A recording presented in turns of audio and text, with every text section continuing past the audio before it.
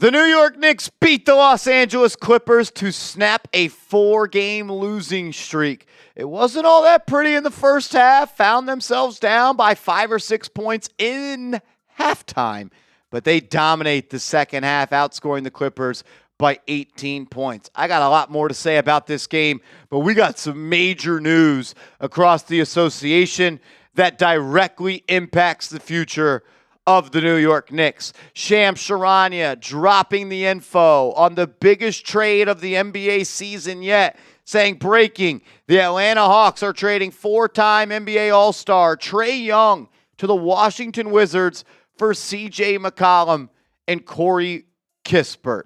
My first reaction was, is that really where Trae Young is as a player at this point? All you get back is an old washed-up CJ McCollum. And I like Corey Kispert, no doubt about it. A wing that can shoot. He could shoot the cover off the ball. But that doesn't feel like the type of return you thought you were going to get if you were going to trade Trae Young, maybe say back in the offseason.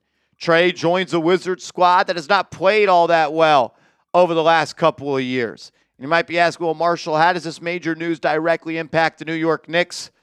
The Knicks own the Washington Wizards first-round pick, but it's top 8 protected, meaning if that pick falls in the 7 slot, 6 slot, 5, 4, 3, 2, 1, Washington picks the 8, 7, 6, 5, 4, 3, 2, 1. That pick stays with Washington. If that pick falls outside the top 8, anywhere from 9 to 30, that pick will go to the New York Knicks. And I think the Wizards made this trade to win games right now.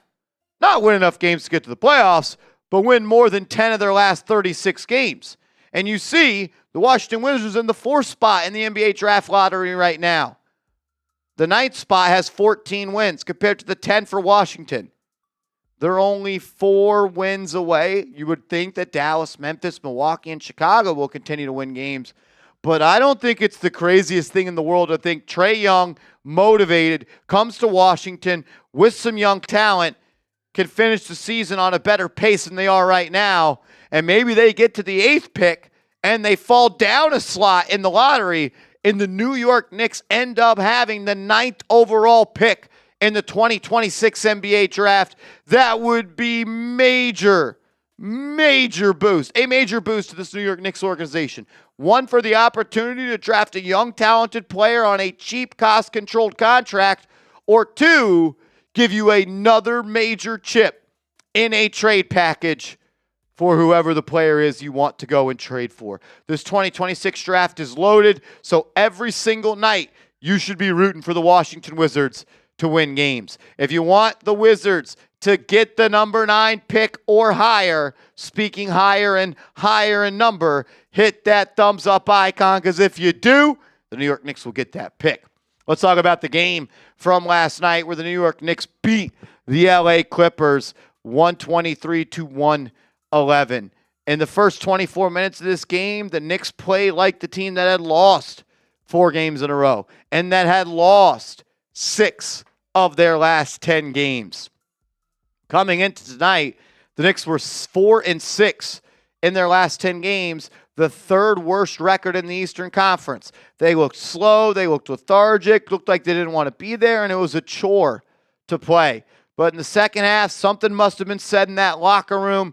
They turned it around. They come out in that 3rd quarter, and they get down to business, outscoring the Clippers 39 to 31. And then in the 4th quarter, when it was winning time, you outscore them 33 to 24, and most noteworthy, you hold them to 24 points in that 4th quarter. You shot the ball well from the field. You were on fire from downtown, 42%. You were good at the foul line. You grabbed some rebounds late. They were beating you in that department at halftime into the 3rd quarter.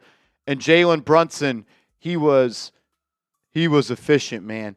Like, he's so good that 26 points and 7 assists seems quiet these days. But he did it on 12 shots, 75% from the deck, and he was hot from downtown, 4 of 5 from distance. A good game from Jalen Brunson on the offensive end.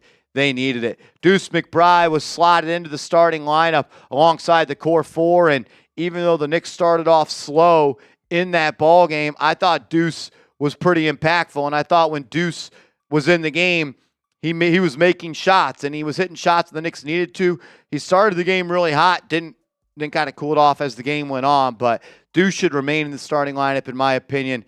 Towns should be the starting center, and Robinson should be the big off the bench. OG Anunoby, not his best defensive game, had some trouble guarding Kawhi Leonard and James Harden, but overall, thought he was aggressive on offense, extremely efficient as well, and this is the type of game you need from OG if you want to do the things in the summertime that we're all hoping that they can do. A game of two halves for Karl Anthony Towns. In the first half, I thought he was the worst player on the floor. I thought his effort stunk. I thought his play did not represent that he was willing to do whatever it took to win. Thought he was taking bad shots, and that's kind of reflected there in the field goal percentage. But in that third quarter, in that fourth quarter, he came alive with some timely buckets. He was really a creating hub for the New York Knicks. 7 assists tonight.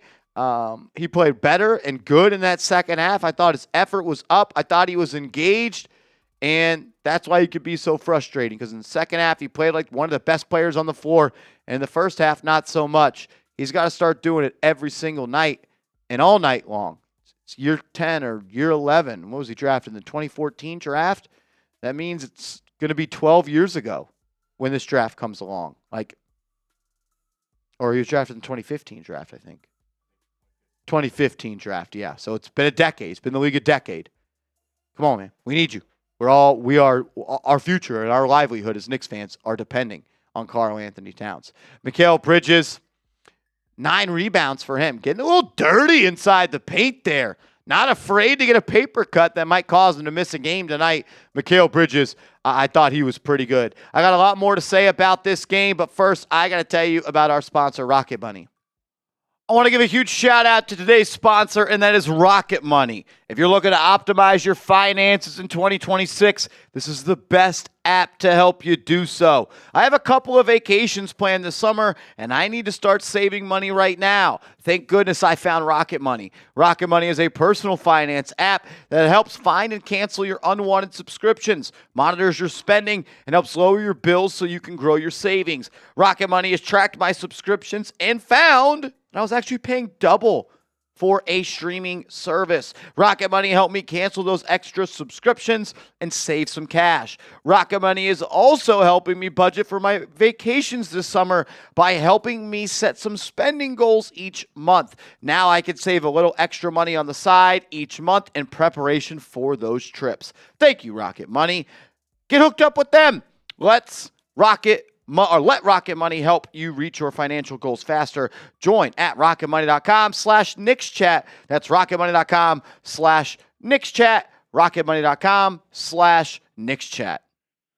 The Knicks really started to creep back into this ball game when Mitchell Robinson came in the first quarter. Then it didn't really end up all that well in the second quarter. I thought Robinson was pretty good in this ball game. 9 rebounds for him, 5 more on the offensive end. We saw 2 times tonight after offensive rebounds, he tried to go back up with it.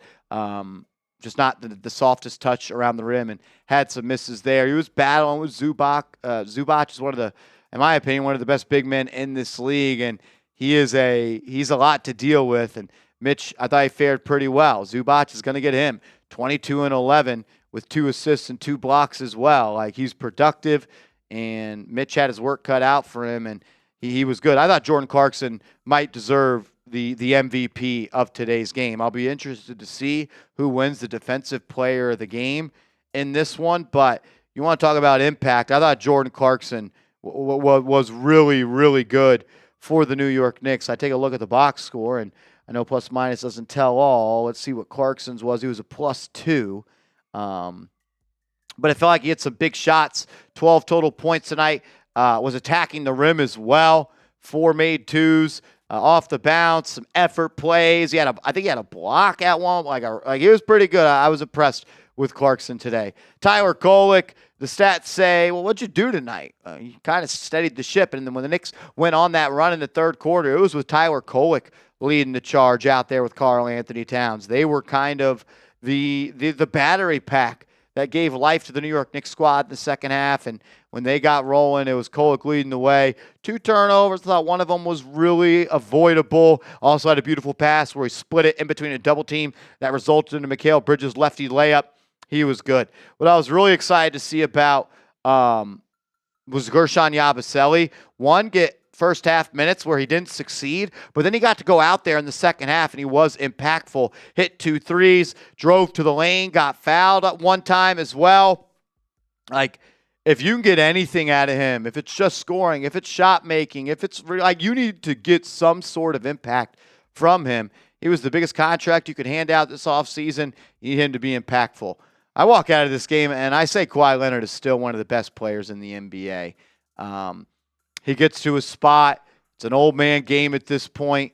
I'm not necessarily sure he could do the things he used to do on defense, but from an offensive perspective, man, Kawhi Leonard is still that dude, as is James Harden. 6 of 17 from the floor, ends up going 2 of 10 from 2, but he's still got that step back 3 in his bag, man. The Knicks, they had some trouble in the first half, slowing down Harden and Leonard, but they figured it out, and they figured out a way to win this game.